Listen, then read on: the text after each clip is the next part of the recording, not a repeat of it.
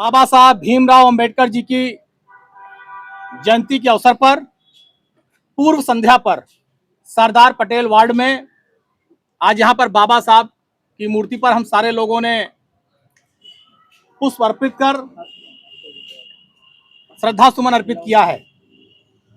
हर वर्ष हम समाजवादी लोग बाबा साहब की जयंती को बहुत ही धूमधाम से मनाते हैं।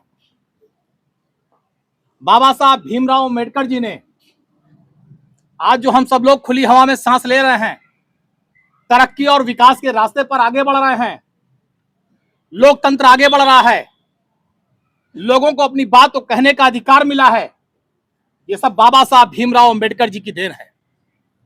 लेकिन आज दुर्भाग्य इस बात का भी है कि कुछ लोग बाबा साहब के चरणों में आकर श्रद्धा सुमन अर्पित करते हैं, दिखावे के फूल को चढ़ाते हैं, लेकिन आज जब वो ताकत में है तो लगातार संविधान को बदलने की बात करते हैं। बाबा साहब के बनाए गए संविधान को तोड़ने और मरोड़ने की बात करते हैं।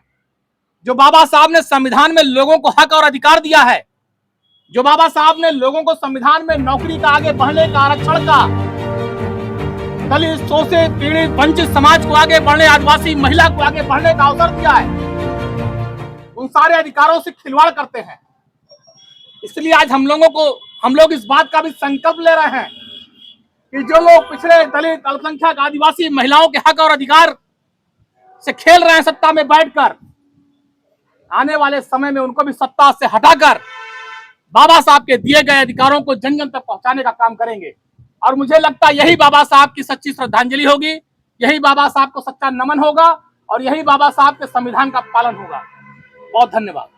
पर आयोजन रहा, मंत्री जी भी आए। आज बाबा साहब भीमराव अम्बेडकर जी की जयंती के पूर्व संध्या पर हम लोगों ने बाबा साहब को याद करते हुए उनको पुष्पांजलि अर्पित की और उनके विचारों पर चलने के लिए और संविधान के रास्ते पर चलने के लिए संकल्पित हैं। और हम समाजवादी लोग हमेशा संविधान बचाने को लेकर और बाबा साहब की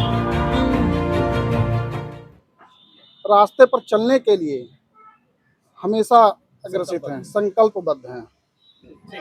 आज बाबा साहब भीमराव अम्बेडकर जी के जयंती पर हम सब खुश हैं और हम समाजवादी लोग दिखावा नहीं करते हैं और जो हम सब दिल से बाबा साहब को बहुत बहुत नमन करते हैं। आपकी मुलाकात जो है शिवपाल जी से हुई, कैसा मुलाकात रहा? बहुत अच्छा मुलाकात रहा। क्या बात हुई चाचा जी से? बात तो गोपनीय बात हुई, उसके लिए क्या बताएं। ठीक।